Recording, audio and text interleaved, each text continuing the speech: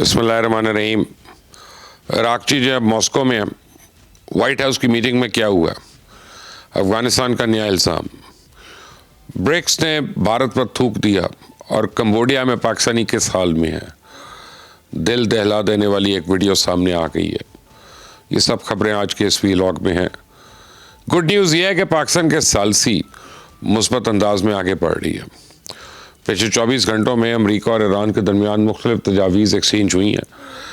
जैसा कि मैंने आपको कल भी बताया था कि ईरान ने जो नया ड्राफ्ट पेश किया है उसमें बुनियादी तौर पर 2 तजावीज़ दी गई हैं। ईरान का कहना है कि पहले आप नाए हुर्मुज़ का मामला हल करते हैं ताकि खलीज से तेल की सप्लाई फौरी तौर पर शुरू हो सके और तवानाई के बहरान को फौरी तौर पर ख़त्म किया जा सके।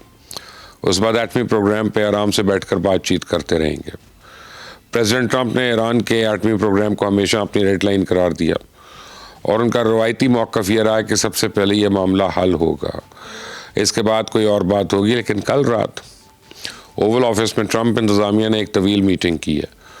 वाइट हाउस की प्रेस सेक्रेटरी कैरोलिन ने इस बात की तस्दीक की है कि प्रेसिडेंट ट्रंप ने अपनी कौमी सलामती की टीम के साथ एक तवील मीटिंग की है। ताहम उन्होंने इस बात की तस्दीक करने से इनकार कर दिया कि इस इजलास में ईरानी तजावीज़ पर गौर किया गया है या कोई और मसला दरपेश था। लेकिन मैं आपको बताऊं कि ओवल ऑफिस में होने वाले इस इजलास का मौजू ईरान ही था।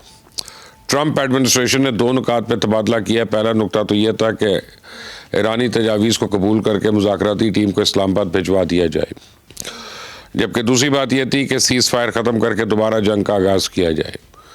तो वाइट हाउस से बराह रास्त रब्ता रखने वाले अमेरिकन सहाफ़ी बता रहे हैं कि इजलास बेनतीजा रहा और ट्रंप इंतज़ामिया किसी भी नतीजे पर नहीं पहुँच सकी। और वो तो ये भी दावा कर रहे हैं कि ट्रंप ईरान को अपनाए हुर्मुज़ से टोल टैक्स वसूल करने की इजाज़त देने पे भी तैयार नहीं है। लेकिन CIA के एक साबिक अफसर और तज्ज़ियाकार लैरी जॉनसन ने एक नई कहानी सुना रहे हैं। उनका कहना है कि ट्रंप इंतज़ामिया ईरान के साथ दोबारा जंग छेड़ने के मूड में है, लेकिन अमेरिकन फ़ौज के कमांडर्स इस आइडिया की शिद्दत से मुखालफत कर रहे हैं। सुनिए ज़रा। I actually fully expected the attack to be underway within the next hour, but apparently the resistance from the military commanders on the ground who are saying, no, stop. That's having an effect.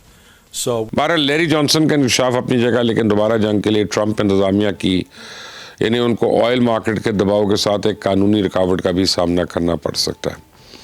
American कवानीन के मुताबिक president को जंग शुरू करने के लिए 60 दिन के अंदर अंदर कांग्रेस से मंजूरी लेना होती है।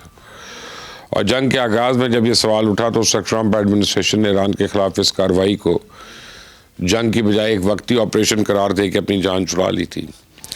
लेकिन अब अगर दोबारा जंग शुरू होती है तो फिर हो सकता है कि अमेरिकन कानून साज इस हुकूमती मौक़िफ़ को तस्लीम ना करें। बहरहाल 60 दिन की इस मुद्दत के ख़त्म होने में चंद दिन रह गए हैं और प्रेसिडेंट ट्रंप को मुज़ाकरात की मेज़ या जंग के मैदान में किसी एक का इंतखाब करना पड़ेगा। तो ईरान का मौक़िफ़ तो वाज़ेह हो, जंग के लिए भी तैयार और बातचीत के लिए भी। ईरानी वज़ीर ख़ारजा अब्बास अराग़ची का मॉस्को का दौरा यानी प्रेसिडेंट पुतिन के साथ उनकी तवील मुलाकात और रशियन वज़ारत ख़ारजा का बयान अमेरिका के लिए खामोश पैगाम है। मेरे ख्याल में वाशिंगटन ने इस पैगाम को अच्छी तरह से डिकोड कर लिया, इसलिए मुझे यकीन है कि अमेरिका अब जंग की बजाय मुज़ाकरात की तरफ आएगा। कहते हैं ना, 2 किश्तियों का मुसाफिर हमेशा ख्वार होता है। तो ईरान अमेरिका की इस जंग में अगर कोई मुल्क सबसे ज़्यादा जलील हो रहा है तो वो भारत है, क्योंकि उससे अमेरिका और इजराइल को भी खुश रखना है और ईरान को भी नाराज़ नहीं करना। उसे फ़लस्तीनी क़यादत के साथ भी ताल्लुकात रखने और नेतन्याहू की मुखालफत भी नहीं करनी है। इसे UAE को अपना स्ट्रेटेजिक पार्टनर बनाना है, लेकिन उसके साथ ईरान से सस्ता तेल भी ख़रीदना है। तो अब भारत की कमीनगी की इंतहा देखें कि इस वक्त वो तवानाई की शदीद किल्लत का शिकार है, लेकिन इसके बावजूद पाकिस्तान की सालिसी की कोशिशों की मुखालफत कर रहा है। अपनी इसी मुखालफत की वजह से ये दुनिया भर में जलील हो रहा है और अब कोई भी इस पर एतबार करने को तैयार नहीं है। अभी हाल ही में भारत में ब्रिक्स ममालिक का इजलास हुआ और इस इजलास में भारत ने सबको खुश रखने की कोशिश की और इसी चक्कर में इजलास को नाकामी से 2-4 कर दिया। हुआ यूँ कि UAE ने अपनी सरजमीन पर ईरानी हमलों के ख़िलाफ़ मज़म्मती करारदाद पेश की तो भारत ने इस पर एतराज़ उठा दिया। इजलास के दौरान मुत्तहिदा अरब इमारात और ईरान के वफूद के दरमियान सख्त जुमलों का तबादला भी हुआ, लेकिन शुरका को असल हैरत उस वक्त हुई जब भारत ने इजराइल और फ़लस्तीन के हवाले से एलामिया की ज़ुबान को नरम करने की कोशिश की।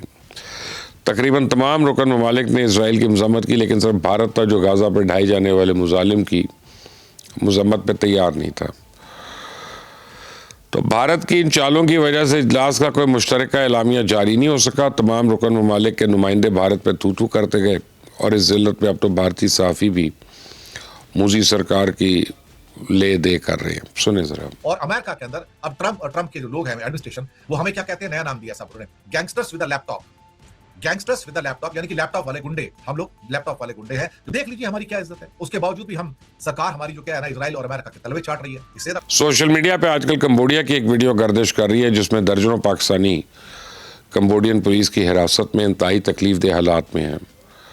तो मेरी इत्तलात के मुताबिक इस वक्त 200 करीब पाकिस्तानी पुलिस की हिरासत में है। आप अपनी स्क्रीन पे देख सकते हैं, ना तो इनके पास कोई बिस्तर है, ना ही मौसम की शिद्दत से निपटने का कोई बंदोबस्त। इन बेचारों के पास खुराक और पीने का पानी तक नहीं। और ये वो लोग हैं जो मुबैना तौर पे या तो जाली वीज़ों पे वहाँ गए या फिर गैर कानूनी सरगर्मियों में मुलव्वस पाए गए। तो पाकिस्तान की वज़ारत ख़ारजा को चाहिए कि इस मामले को टेकअप करे, वाक़े की मुकम्मल तहकीकात करे और कंबोडिया की गवर्नमेंट के साथ रब्ता करे। अगर हम इनको वापस नहीं ला सकते, कम अज़ कम इन्हें कोई कानूनी इमदाद तो फराहम कर सकते हैं ना। तो ईरान और पाकिस्तान के दरमियान ट्रांजिट ट्रेड का मुआहदा होने के बाद अफ़गानिस्तान में आग लगी हुई है। अफ़गान तालिबान अपनी तरफ से तो उन्होंने CPAC को बंद करा के बैठे हुए थे, लेकिन अब उनको समझ नहीं आ रहा करें तो क्या करें। जब इंसान के पास लड़ने की ताकत ना और कहने को बात ना हो तो फिर वो इल्ज़ाम तराशी पे आता है। तो अफ़गान तालिबान ने अभी एक नया इल्ज़ाम यह आयद किया कि पीर को पाकिस्तानी तैयारे और ड्रोन्स ने कुन्नड़ में यूनिवर्सिटी और रिहायशी इलाकों को निशाना बनाया, जिसके नतीजे में 7 अफराद जाँ बहक और 75 ज़्यादा ज़ख्मी हुए। तो मैं आपको पूरे यकीन से बता सकता हूँ कि अफ़गान तालिबान झूठ बोल रहे हैं। मेरे इस यकीन की 2 वजूहत हैं। पहली वजह तो यह कि भारत ने अभी नए नए मिसाइल फराम किए हैं उनको, जो उनको चलाना भी नहीं आते, और इन जायलों को सवाए क्लैशनकोव के और तो कोई हथियार नहीं चलाना आता। तो अब मांगे तांगे के मिसाइलों को अपने इलाकों पर बरसा कर इल्ज़ाम हम पे थोप रहे हैं। आपको याद होगा इन लोगों ने पिछले महीने भी एक ऐसा ही इल्ज़ाम आयद किया था जो बाद में झूठा साबित हुआ यूं कि इन दरिंदों ने काबुल के एक अस्पताल में असला डिपो बना रखा था, जहाँ गोला बारूद और हथियारों का एक बड़ा ज़ख़ीरा जमा था। और ये बुनियादी तौर पर नशे के आदी अफराद का एक बहाली का मरकज़ था, लेकिन तालिबान उसे एमिनेशन डिपो के तौर पर इस्तेमाल कर रहे थे। तो पाकिस्तान की जब इंटेलिजेंस ने उसको बताया उसके मतलब, तो उसको निशाना बनाया गया। और लगने वाली आग और उठने वाले शोले तो बता रहे थे कि पाकिस्तान की इंफॉर्मेशन 100% दुरुस्त है। वहाँ गोला बारूद का ज़ख़ीरा मौजूद था, लेकिन अफ़गान तालिबान ने वावेला शुरू कर दिया कि पाकिस्तान ने अस्पताल पे हमला किया। बाद में इंक्वायरी हुई और बैनुल अक़वामी इदारों ने तस्लीम किया कि वहाँ असले के ज़ख़ायर मौजूद थे। तो मैं आपको दावे से बता रहा हूँ कि आप कुन्नड़ यूनिवर्सिटी के इस वाक़े की तहकीकात भी गैर जानिबदार इदारों से करवा लें। दूध का दूध अब पानी का पानी हो जाएगा, और इस वाक़े में भी अफ़गान तालिबान ही कसूरवार साबित होंगे। इस चैनल को सब्सक्राइब करें, बेल आइकॉन को प्रेस करें। Until the next time, Allah Hafiz.